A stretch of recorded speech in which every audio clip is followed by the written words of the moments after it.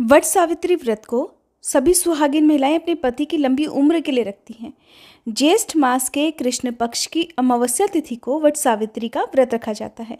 साथ ही इस व्रत को रखने से दाम्पत्य जीवन में भी खुशहाली बनी रहती है। हमारे देश के कुछ हिस्सों में वट सावित्री का जो व्रत है वो ज्येष्ठ पूर्णिमा के दिन भी रखा जाता है। तो आज आपको बताते हैं वट सावित्री व्रत की संपूर्ण पूजा विधि के बारे में। पूजा सामग्री में आपको क्या क्या रखना है, अगर वट वृक्ष ना हो तो घर पर पूजा आप कैसे करें, सुहाग की किन किन चीज़ों को आज के दिन नहीं रखना चाहिए, दिए में किस तरह की बाती जलानी चाहिए, वट वृक्ष की कितनी परिक्रमा करनी चाहिए और परिक्रमा करते समय किस मंत्र का जाप करना चाहिए। अगर सुहागिन महिलाओं को इस दिन व्रत रखते समय पीरियड्स हो जाते हैं तो पीरियड्स की अवस्था में व्रत कैसे रखना चाहिए, इन सारी बातों की संपूर्ण जानकारी आज की इस वीडियो में आपको मिलने वाली है। इस बार साल 2024 में 6 जून गुरुवार को वट सावित्री का व्रत रहेगा। इस दिन ज्येष्ठ अमावस्या है और इस दिन को शनि जयंती के रूप में भी मनाया जाता है। अमावस्या तिथि प्रारंभ होगी 5 जून बुधवार की शाम 7:56 से और समाप्त होगी 6 जून गुरुवार की शाम 6:07 पर। वट सावित्री व्रत की पूजा का शुभ मुहूर्त रहेगा सुबह 10:36 से दोपहर 2:04 तक। वट सावित्री व्रत को सभी सुहागिन महिलाएं रखती हैं, लेकिन इस व्रत को ऐसी कन्याएं भी रख सकती हैं जिनका विवाह तय हो गया हो। आज के दिन आपको क्या करना है, क्या नहीं करना है, पहले इस बारे में जान लीजिए। तो वट सावित्री का व्रत रखने वाली महिलाओं को इस दिन नीले, काले या सफ़ेद रंग के वस्त्र गलती से भी नहीं पहनने चाहिए। इस दिन महिलाओं को काली, सफ़ेद या नीले रंग की चूड़ियों को भी पूजन सामग्री में नहीं रखना चाहिए। अगर आप पहली बार ये व्रत प्रारंभ कर रही हैं तो इस व्रत की शुरुआत अपने मायके से करनी चाहिए और मायके से आई हुई सुहाग की सामग्री को ही इस्तेमाल करना चाहिए। किसी कारण से आप मायके ना जा पाएँ तो मायके से ही आप सुहाग की सामग्री को मंगवाकर उन्हीं को पहली बार पूजा में प्रयोग करके इस व्रत का शुभारंभ कर सकते हैं। व्रत के दिन अगर आपको पीरियड्स हो जाते हैं तो ऐसी अवस्था में आपको व्रत बीच में नहीं छोड़ना चाहिए। व्रत आपको रखना चाहिए, लेकिन किसी भी पूजन सामग्री को आपको छूना नहीं चाहिए। आप 16 श्रृंगार भी कर सकती हैं और आपको ध्यान रखना है कि मानसिक रूप से पूजा इस दिन करनी है। उन सभी नियमों का पालन करना है जो कि इस व्रत में किया जाता है, जैसे कि सुबह से लेकर निराहार और निर्जल भी आपको रहना चाहिए। और जो व्रत की कथा है वो आप किसी दूसरे से सुन सकती हैं। अपने नाम की पूजा आप अपने ही परिवार की किसी भी सुहागिन महिला से करवा सकती हैं। ऐसा करने से भी व्रत का पूर्ण फल प्राप्त होता है और अपने पति के हाथों से ही आप इस व्रत को खोल भी सकती हैं। यदि आपके घर में कोई सुहागिन महिला नहीं है, आप बाहर रहती हैं, तो अपने पति से भी ये पूजा आप आज के दिन करवा सकती हैं। भूले से भी सुहाग की ऐसी कोई भी सामग्री जिसे अब आप प्रयोग नहीं करती हैं, इस व्रत के दिन बाहर नहीं फेंकना चाहिए।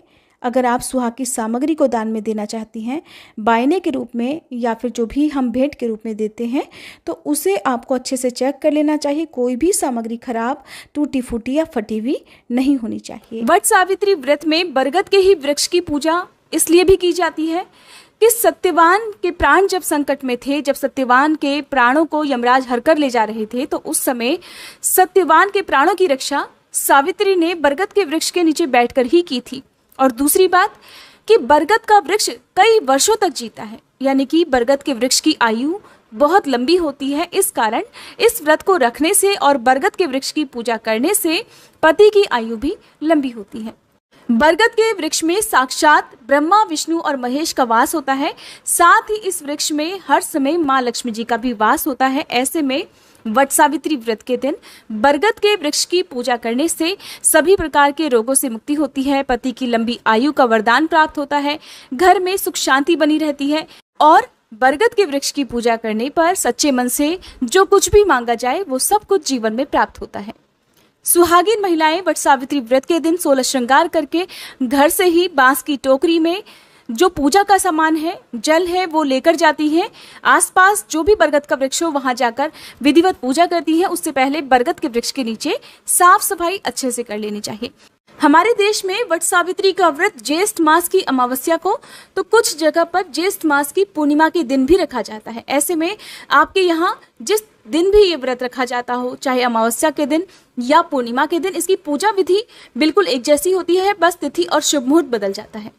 वट सावित्री व्रत रखने वाली सुहागिन महिलाओं को इस दिन सुबह जल्दी उठकर स्नान आदि से निवृत्त होकर साफ स्वच्छ लाल रंग के वस्त्र धारण करने चाहिए। बहुत सी जगह पर आज के दिन जो सुहागिन महिलाएं हैं वो अपनी शादी का जोड़ा पहनकर पूजा करती हैं।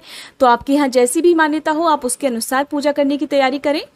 बांस की टोकरी में या कोई भी टोकरी में आप जो पूजा का सामान है वो पहले से ही रख लें, क्योंकि वट सावित्री व्रत में कच्चे चने से, जिसे एक दिन पहले ही भिगा कर रख दिया जाता है, उस भीगे चने से परिक्रमा की जाती है।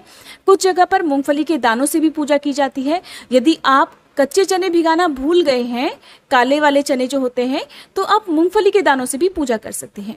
तो आपको पूजा के लिए जो जरूरी सामग्री है वो देखिए 16 श्रृंगार की जो सामग्री होती है, चाहे चूड़ी, बिंदी, लिपस्टिक, सिंदूर या आप जो भी पहन सकते हो, जो भी आप किसी को दान में दे सकते हो, वो सारी 16 श्रृंगार की जो सामग्री है वो आप जरूर रखें। ध्यान रख लें कि कोई भी सामग्री खंडित ना हो।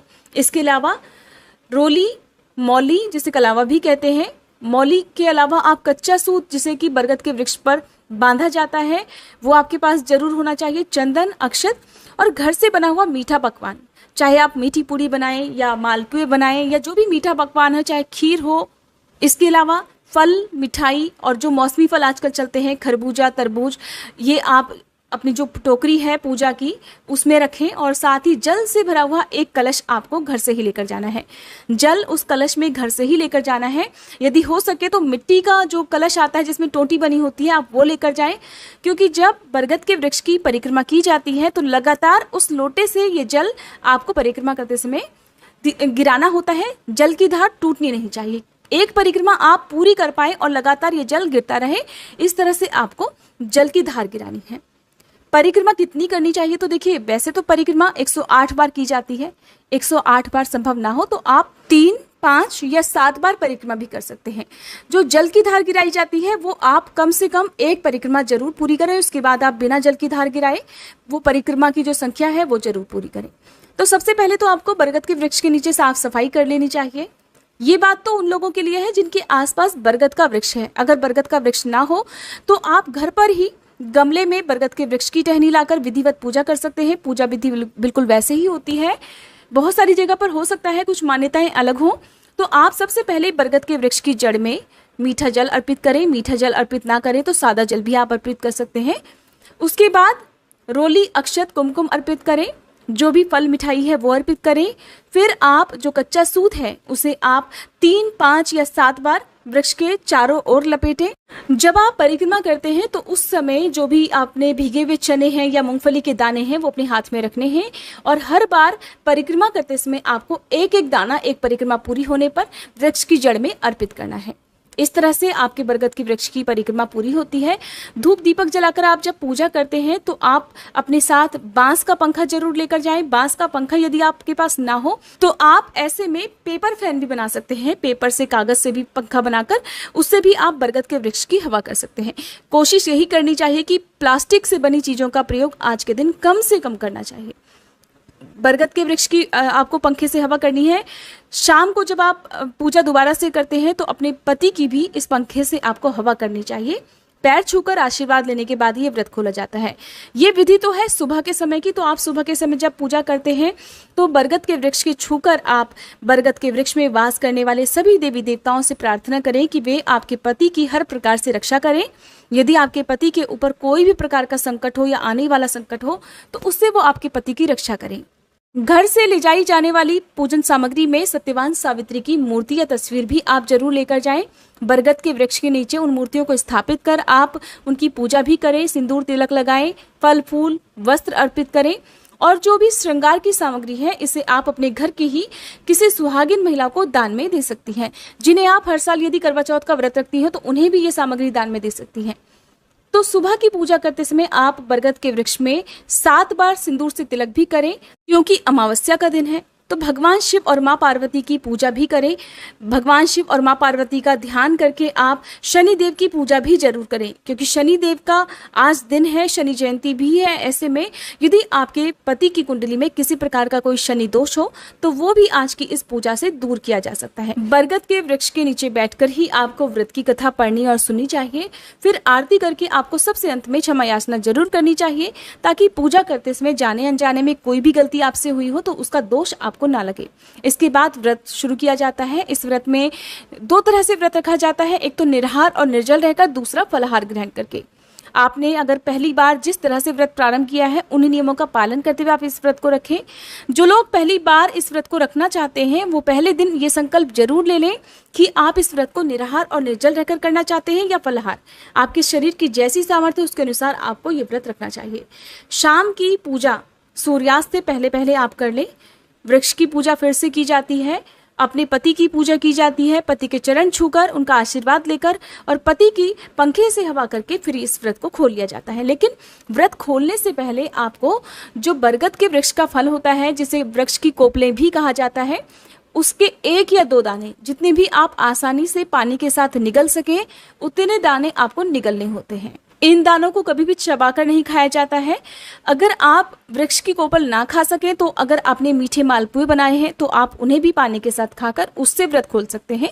पानी के अलावा आप जूस या दूध से भी इस व्रत को खोल सकते हैं। खुद व्रत खोलने से पहले आप पति को और अपने घर के लोगों को मिठाई जरूर खिलाएं, घर के बड़े बुजुर्गों का आशीर्वाद प्राप्त करें, उसके बाद आप व्रत खोल सकते हैं। बहुत सी जगह पर अगले दिन सूर्योदय के बाद इस व्रत का पारण किया जाता है, यानी कि व्रत के दिन केवल फलाहार किया जाता है और अन्न अगले दिन ग्रहण किया जाता है। तो देखिए, आपकी जैसी सामर्थ्य हो, आपने जिस भी नियम का पालन पहले व्रत से किया है, आपको उन्हीं बातों का ध्यान रखना चाहिए। यदि वट वृक्ष ना हो तो ऐसे में आप घर पर ही एक गमले में, साफ गमले में वट वृक्ष की टहनी की स्थापना करके उनकी पूजा आप कर सकते हैं। लेकिन वट सावित्री व्रत की पूजा बिना वट वृक्ष के अधूरी रहती है, इस बात का आपको ध्यान रखना है। आप चाहे कैसे भी अरेंज करें, क्योंकि मार्केट में आपको हर जगह या नर्सरी में वट वृक्ष भी मिल जाएगा, टहनी भी मिल जाएगी। बरगद के वृक्ष की पूजा करते समय आज के दिन रुई की बत्ती की जगह आप कलावे का, जिसे मौली कहते हैं, उसका प्रयोग करें, या कच्चे सूत की बत्ती बनाकर उसका प्रयोग भी आप कर सकते हैं। उससे आप दीपक जला सकते हैं। आटे का दीपक यदि जलाते हैं तो चौमुखा दीपक जलाएं, आपकी मनोकामना जल्दी पूर्ण होगी। जिन लोगों का वैवाहिक जीवन सुखद नहीं है, ऐसे में ऐसी पत्नियों को चाहिए कि अपने मन को शांत रखते हुए और भगवान में अटूट श्रद्धा और विश्वास रखते हुए इस व्रत को करें। आप दोनों के बीच के संबंध मधुर होते रहेंगे। अब जानिए वट सावित्री व्रत से जुड़े कुछ खास मंत्रों के बारे में। तो देवी सावित्री को अर्घ्य देने से पहले आपको इस मंत्र का जाप करना चाहिए। अवैधव्यम च सौभाग्यम देहि त्वं मम सुव्रते पुत्रान् पौत्रांश्च सौख्यम च ग्रहणार्घ्यम नमोस्तुते। वट वृक्ष की पूजा करते समय इस मंत्र का जाप करें। यथा शाखा प्रशाखर्भि वृद्धो असि त्वं महीतले तथा पुत्रश्चम पौत्रेश्चम संपन्नम कुरुमा सदा। और वट वृक्ष की परिक्रमा करते समय इस मंत्र को बोलना चाहिए। यानी कानी च पापानि जन्मांतर कृतानि च तानि सर्वाणि विनश्यन्ति प्रदक्षिण पदे पदे। अगर आपको ये मंत्र कठिन लग रहा हो तो आप इस मंत्र का हिंदी अर्थ भी पढ़ सकते हैं। अर्थ है, हमारे द्वारा जाने अनजाने में किए गए और पूर्व जन्मों के भी सारे पाप प्रदक्षिणा के साथ साथ अर्थात परिक्रमा के साथ साथ ही नष्ट हो जाएं। परमपिता परमेश्वर मुझे सद्बुद्धि प्रदान करें। इन मंत्रों का जाप आपको वट सावित्री पूजा के दिन करना चाहिए। अगर आपको ये जानकारी अच्छी लगी हो तो इस वीडियो को लाइक करके आप हमारे चैनल को सब्सक्राइब भी कर सकते हैं। इस दिन सुनी जाने वाली कथा भी हमारे चैनल पर अपलोड हो चुकी है, आप चाहें तो कथा भी सुन सकते हैं।